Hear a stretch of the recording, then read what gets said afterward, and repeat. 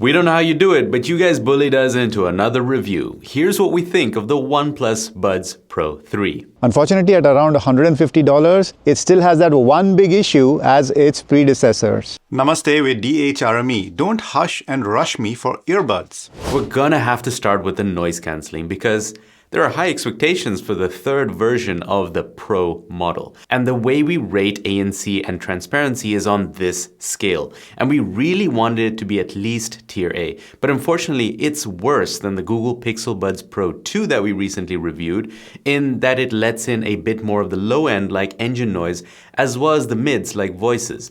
But overall, it does a good job at noise reduction. It's more in line with, for example, the Tozo Golden X1. But for transparency though, tier S, a serious upgrade from previous models. Very close to not having anything in your ears. The low, mid, and highs are all let in naturally. There's a tiny bit of white noise, but not that noticeable.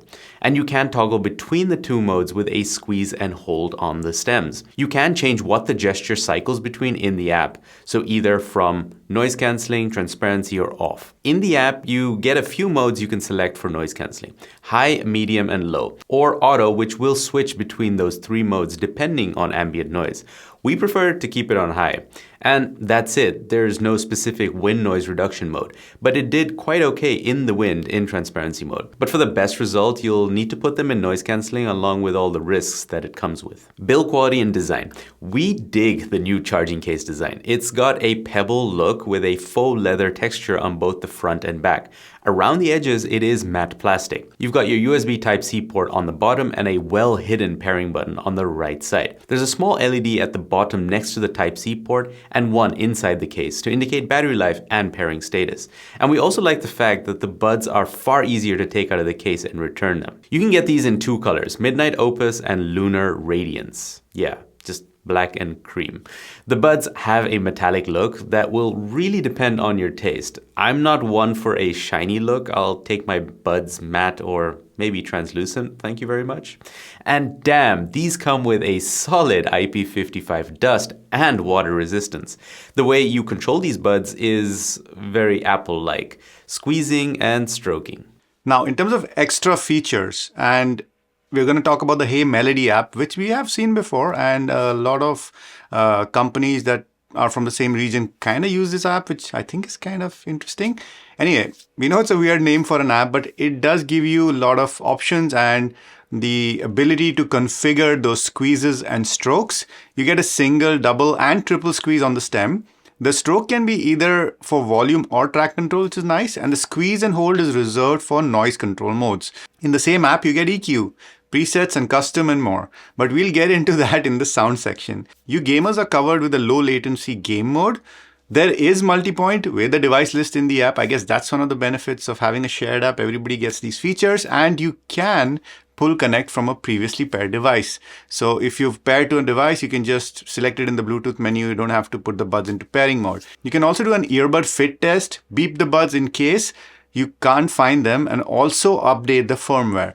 All in all, a good feature set. It's just a shame that although there's a wear sensor on the buds, there's no way to turn it off, which is super annoying, I must say. The silicone ear tips you get with these buds are oval shaped and you get 4 sizes included in the box, so that's nice.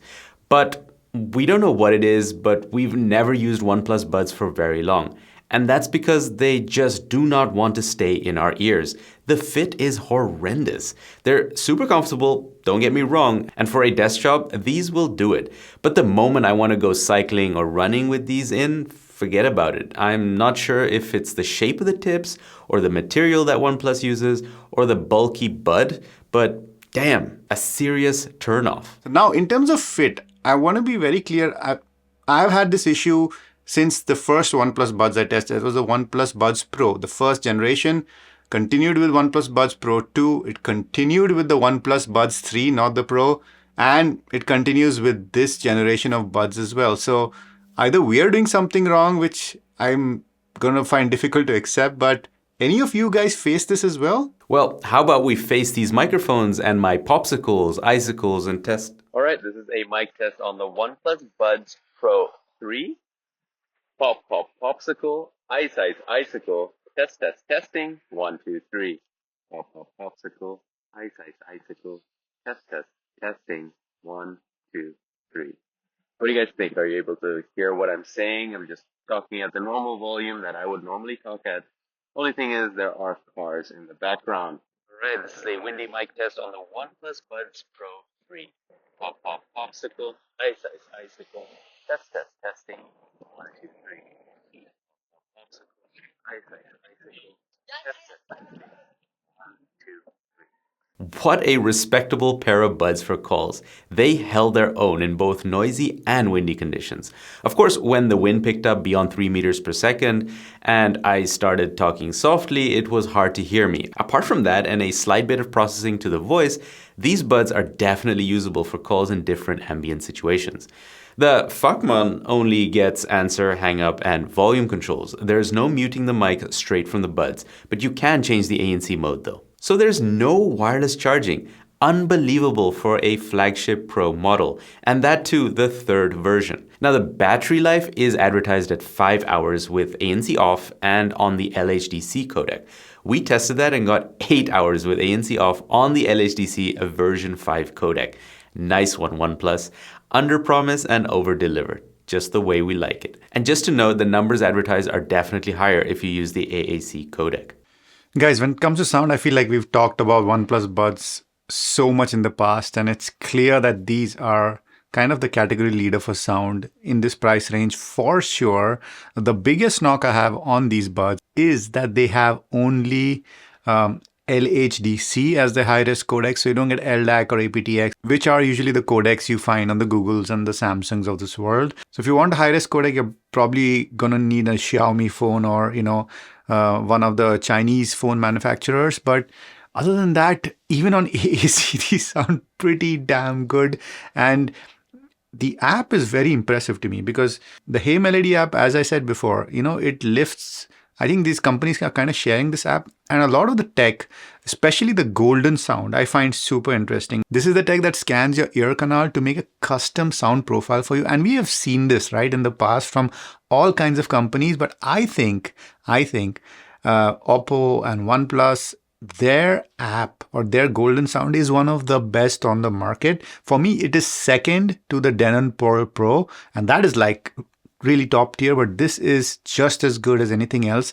And as somebody with imperfect hearing, I think this is more important to me than a generically good sounding set of buds. You get a bunch of presets, the balanced, bold, serenade, etc. We've seen this before, and these can be hit or miss sometimes. Maybe they work for certain types of music, but this bass wave it's really interesting. The one at the bottom here, it can kind of boost your bass. So if you've had Sony earbuds, it's kind of like the clear bass slider that they have. So again, you're not short on options. And if you don't like any of these, you always have the good old custom EQ. 5-band, it's not parametric, but I don't care about that. This one is for sound. I would say if you're worried about sound, don't worry about it. Unless you're really, really into high-res codecs, and you don't have LHDC. Other than that, there's nothing to fault these in terms of sound, in my view. In conclusion, for $160, we think OnePlus is competing on all fronts. Great sound, transparency, calls, reliable controls, long battery life, and a solid IP55 rating, as well as a feature-rich app. The only places it dropped the ball is the Tier B ANC and no wireless charging. But the most important reason, and the reason we personally wouldn't buy them, is that they don't fit securely in our ears.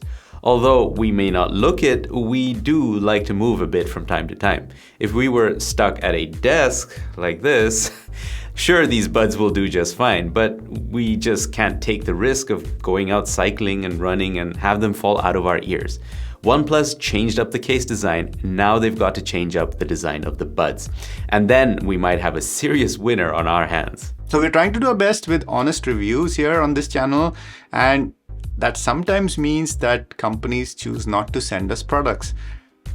This product was also bought with our own money, so thank you guys so much for supporting, especially all you patrons and members. When creators don't have direct ties with companies, it basically kind of affects the channel as well, because you're not getting early access, you're not getting that initial hit of views. So you guys who are faithful and watch our content, despite us publishing those videos late, really mean a lot to us, and you have no idea how much your support really means. It really basically keeps this channel running despite us not having early access everywhere.